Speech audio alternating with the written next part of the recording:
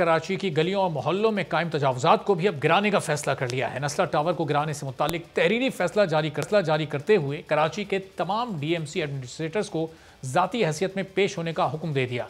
अदालत ने यह हुक्म दिया है कि डीएमसी एडमिनिस्ट्रेटर्स गली, मोहल्लों, सड़कों और फुटपाथों पर कब्जे से मुतालिक रिपोर्ट पेश करें। सुप्रीम कोर्ट कराची रजिस्ट्री में रेलवे अराजी पर तिजोरी हाइट्स की तामीर से मुतालिक केस की समाअत हुई। चीफ जस्टिस गुलजार अहमद ने रिमार्क्स दिए कि ज़मीन किसी की भी हो, यह साबित हो चुका है कि इमारत गैर कानूनी है, दस्तावेजात में रद्दोबदल किया गया है, ये बिल्डिंग भी फारिग हो गई है, हम इसे भी डेटोनेटर से गिराने का हुक्म देंगे। सुप्रीम कोर्ट ने इमारत गिराने से मुतालिक तिजोरी हाइट्स के वकील से जवाब भी तलब कर लिया। चीफ जस्टिस ने रिमार्क्स देते हुए कहा कि कल तक क्लाइंट से पूछकर बताएं कि खुद बिल्डिंग गिराएंगे या हम हुक्म दें। ये ना खत्म होने वाला सिलसिला है, अगर अब नहीं रुका तो कभी नहीं रुकेगा। चीफ जस्टिस ने तिजोरी हाइट्स के वकील से कहा कि आप पैसे देकर रेवेन्यू से कुछ भी करा सकते हैं, जिस पर वकील ने जवाब दिया कि अभी तो पूरी बिल्डिंग बनी भी नहीं। चीफ जस्टिस ने कहा कि जो भी स्ट्रक्चर है हम उसे डेटोनेटर से गिराने का हुक्म देंगे। जस्टिस एजाजुल एहसन ने अपने रिमार्क्स में कहा कि दस्तावेजात से आप मिल्कियत साबित नहीं कर सके, आपको पावर ऑफ अटॉर्नी से हटकर कोई तरमीम का इख्तियार नहीं, आपको मिल्कियत मुंतकिल ही नहीं हुई। अदालत ने इस्तफसार किया कि आप एक प्रॉपर्टी की जगह दूसरी प्रॉपर्टी का एड्रेस कैसे लिख सकते हैं। अदालत ने समाअत के दौरान कहा कि यह बात साबित है कि आपके पास सिर्फ 190 की सेल डीड थी। जब तक 190 की सेल डीड मनसूख नहीं होती, 188 की अलॉटमेंट नहीं हो सकती, जिस पर तिजोरी हाइट्स के वकील ने दिफा करते हुए जवाब दिया कि एक जगह टाइपो एरर की वजह से 190 लिखा गया। चीफ जस्टिस ने रिमार्क्स दिए कि टाइपो एरर नहीं है, हर जगह 190 ही लिखा है, ये बात ना करें।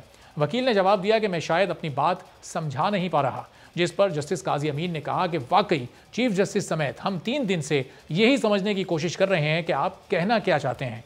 तिजोरी हाइट्स के वकील के दलाइल सुनने के बाद अदालत ने इमारत गिराने से मुताल्लिक जवाब तलब कर लिया और अगली समाअत पर अब ये जवाब दाखिल करवाया जाएगा। तो ये पूरी सूरत हाल पर कि बिल्डिंग गिराने में अब चंद ही रोज़ रह गए हैं, वहाँ से तमाम मकीनों को निकाल लिया गया है। मकीन ये बिल्डिंग खाली कर चुके हैं और अब एक और बिल्डिंग तिजोरी हाइट्स जो कि अभी ज़ेर तामीर थी, यहाँ भी बहुत सारे लोगों ने इन्वेस्टमेंट की हुई थी, अब इसको भी गिराने का हुक्म सामने आ गया है। फ़हीम उज़्ज़मा साहब साबिक एडमिनिस्ट्रेटर हमारे साथ मौजूद हैं, उनसे ज़रा गुफ्तगू करते हैं इस सिलसिले में। फ़हीम साहब, अब ये नस्ला टावर हो या तिजोरी हाइट्स हो, कोई और बिल्डिंग हो, ये तो लोगों ने अपने तमाम उम्र कमाया होता है, पैसा जोड़ा होता है, जमा पूंजियाँ लगाई होती है, ये एक झटके में इस तरह से जा रही है, फिर कंपनसेशन का कुछ पता नहीं है, ये किसकी खामी है, कौन इस नुकसान का जिम्मेदार है जो कि इस वक्त आवाम का हो रहा है?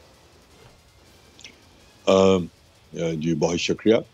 देखिए, जहाँ तक इस बात का ताल्लुक है कि नुकसान आवाम का हो रहा है, तो देखें कराची में जितने भी वसाइल हैं या जितनी भी चीज़ें या जितनी भी माफिया थ्राइव कर रही हैं, उसमें लैंड माफिया और बिल्डर्स माफिया जो है वो सबसे आगे है। जिन जजेस की आप बात कर रहे हैं, बिलखसूस जस्टिस गुलजार साहब, उनका ताल्लुक खुद कराची से है और यहाँ पर जो वेरियस ये ऑपरेट कर रही हैं माफियाज, उनके बारे में वो अच्छी तरह से जानते हैं।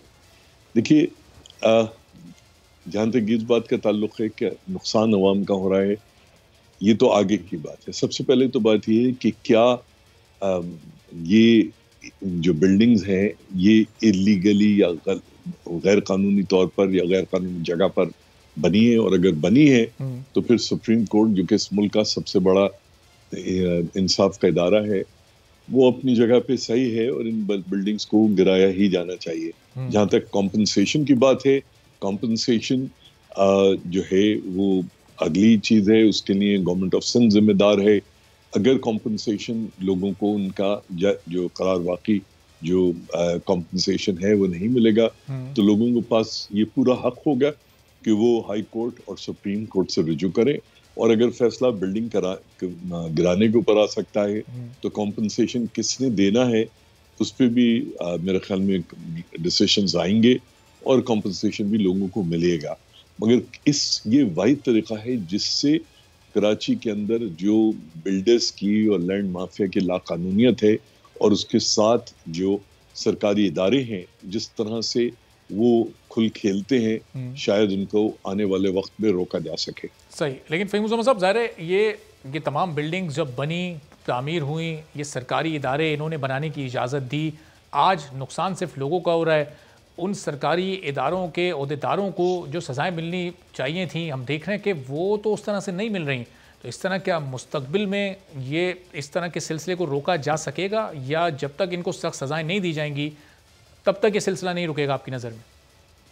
देखिए, पहली बात तो ये कि जो आप बात कर रहे हैं सरकारी इदारों की, सिंध में बहुत ही ऊंची सतह तक सरकार जो है वो बिल्डर्स और लैंड माफिया के साथ मिली हुई है, और जिसके नतीजे में ये सिर्फ बिल्डिंग कंट्रोल अथॉरिटी के चंद अफसरान का मसला नहीं है। देखिए, अभी तक तो बिल्डिंग्स की लीगैलिटी और इलीगैलिटी के ऊपर सुप्रीम कोर्ट के डिसीजंस आ रहे हैं, सिंध हाई कोर्ट के डिसीजंस आ रहे हैं, मगर वक्त के साथ जब जो आज आप सवाल उठा रहे हैं, मुझे यकीन है कि लोग ये जरूर, क्योंकि सुप्रीम कोर्ट के पास इसका जो सवाल है वो तो बिल्डिंग का है, मगर कल को जब इसके ऊपर सुप्रीम कोर्ट पे या सिंध कोर्ट पे, हाई कोर्ट के ऊपर जो है रुजू किया जाएगा कि जी जो लोग हैं, और ये मेरे ख्याल है कि सिंध हुकूमत की जिम्मेदारी है, वज़ीर आला की जिम्मेदारी है कि वो बाकायदा जो है इंक्वायरीज कराएं और उनको चेक करें, और जिन लोगों ने इसके अंदर रोल प्ले किया है उनको करार बाकी सजा दें, और अगर नहीं करेंगे तो फिर मेरे ख्याल में अवाम में से कोई ना कोई जरूर कोर्ट में जाएगा और कहेगा कि भाई ये चीजें हो रही हैं। ये इतना सिंपल और आसान आपको लगता है कि वजीर आला साहब ऐसा कर सकेंगे? गुज़िश्ता 13 साल से इस सूबे में ज़ाहिर है पीपल्स पार्टी की हुकूमत है, उससे पहले 20 से 25 साल एमक्यूएम का इस शहर पर होल्ड रहा है, तो उन लोगों की मौजूदगी में ये तमाम तर चीज़ें होती रही हैं ना? देखिए बिल्कुल होती रही हैं। मैंने तो कहा ना कि हाईएस्ट लेवल पे आप भी जानते हैं, मैं भी जानता हूँ किन लोगों की सिंध के अंदर इन बिल्डिंग्स पे और बिल्डर्स माफिया के साथ who has been sleeping with them, ठीक है ना। मगर मसला ये कि अब तो एक अमल शुरू हुआ है ना। देखिए, सुप्रीम कोर्ट ने तो बिल्डिंग की इलीगैलिटी के ऊपर डिसीजन दिया और उसके साथ ये कहा कि ये बिल्डिंग तोड़ दी जाए, सड़क रेगुलराइज नहीं की जा सकती। ईजमेंट एक्ट 1882 का है, उसके तहत सड़क या पब्लिक की गुजरगाह जो है वो यूसर्फ नहीं की जा सकती। अच्छा, अभी तक बिल्डिंग की लीगैलिटी और इलीगैलिटी है। अगर सिंध की जो भी अरबाब इख्तदार हैं वो अगर इंक्वायरीज नहीं कंडक्ट करेंगे और इनके ऊपर नहीं लेंगे, तो मुझे यकीन है कि आपका जैसा शख्स, मेरा जैसा शख्स या आम शहरी जो है वो ये भी सिंध हाई कोर्ट और सुप्रीम कोर्ट में लेके जाएंगे कि जी ये एक कानूनी एक सुकुम है और इसको रेक्टिफाई किया जाए। अगर वो केस जाएगा तो मेरे ख्याल में उसके ऊपर भी सुप्रीम कोर्ट के बहुत ही क्लियर कट डिसीजंस आएंगे। ये देख रहे हैं कि जिसके बारे में अदालत की जानिब से हुक्म आ जाता है उस बिल्डिंग पर या उस प्रॉपर्टी पर तो ये गवर्नमेंट या इदारे एक्शन लेते हैं, लेकिन जो रोज़ाना की बुनियाद पर हम गलियों मोहल्लों में तजावुज़ात होते हुए देख रहे हैं, किस तरह से चौड़ी चौड़ी गलियों को घेर कर पतला कर दिया गया, किस तरह से सिंगल स्टोरी या डबल स्टोरी की इजाज़त लेकर उस पर 6-6, 7-7 मंजिला बिल्डिंग्स गिरा दी गई। ये तो हम रिसेंट पास किया, ये शायद आज जब हम बात कर रहे हैं इस वक्त भी बहुत सारे इलाकों में ये सब हो रहा होगा। वहां तो हमें कहीं कोई सिंध हुकूमत नजर नहीं आती। मोहल्ले वाले एप्लीकेशंस देते हैं, वो जमा हो जाती हैं, लेकिन उस पर कोई कार्रवाई नहीं होती। नहीं, आप बिल्कुल सही कह रहे हैं। देखिए, सुप्रीम कोर्ट के पास तो चाहे वो सो मोटो हो या मैं, आप या कोई और शहरी कोई मुकदमा लेके जाए, सुप्रीम कोर्ट तो उसका ही वो दे सकती है ना, उस पर डिसीजन दे सकती है। देखिए, सुप्रीम कोर्ट एग्जीक्यूटिव की का रोल या की का जो किरदार है वो तो नहीं इख्तियार कर सकती। मगर मैं आपको एक बात बताऊं, ये जो इस वक्त मुकदमों के ऊपर जो डिसीजंस आ रहे हैं और जिस तरह से इनके ऊपर हो रहा है, उससे बिल्डर्स में, लैंड माफिया में, सरकारी अफसरों में बेइंतहा खौफ और हरास है और इसके लॉन्ग टर्म रिजल्ट्स होंगे।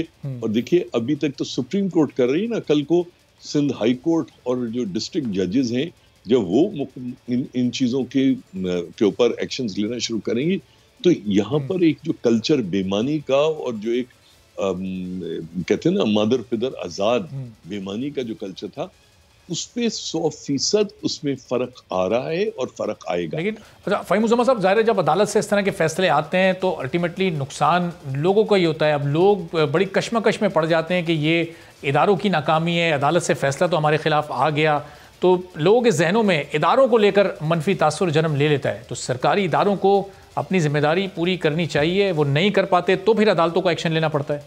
ये हमारी बदनसीबी है, हमारे निज़ाम की बदनसीबी है। सुप्रीम कोर्ट या हमारे जो दीगर कोर्ट्स हैं वो इंसाफ डिस्पेंस देने के इदारे हैं, उनकी इज्जत कराना आपकी, मेरी और हुकूमत वक्त की और तमाम हुकूमत के इदारों की जिम्मेदारी है। देखिए, मंफी असर पड़ता है, मगर शहरी भी इतने मासूम या इतने नासमझ नहीं है कि वो ये समझ सकें कि ये क्या हो रहा है। देखिए, 5117 घर गुजर नाले पे, मेहमदाबाद नाले पे, औरंगाबाद नाले पे नालों को वाइडन करने के लिए, एक्सेस करने के लिए उनको जो है गिराया गया। ये जो इस वक्त नस्ला टावर और ये तजोरी हाइट्स के ऊपर जो शोर मच रहा है, उन 5117 घरों पे तो नहीं हुआ।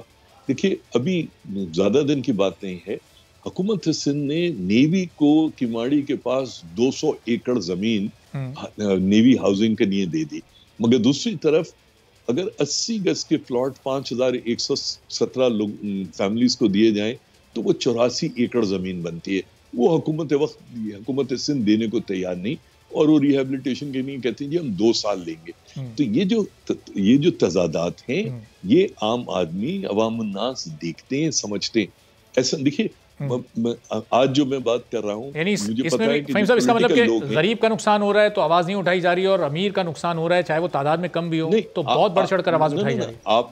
आप ये देखिए ना, जब अमीर का, जिसको आप कह रहे हो, आवाज उठाई जा रही है, वो पैसे वाले का। तो ये जितने आज सियासतदान, चाहे वो MQM के लोग हों, चाहे मुस्तफा कमाल साहब हों, और दीगर लोग, बहुत सारे लोग जो आज इस वक्त जो है नस्ला टावर और तिजोरी हाइट्स के लिए नारे मार रहे हैं।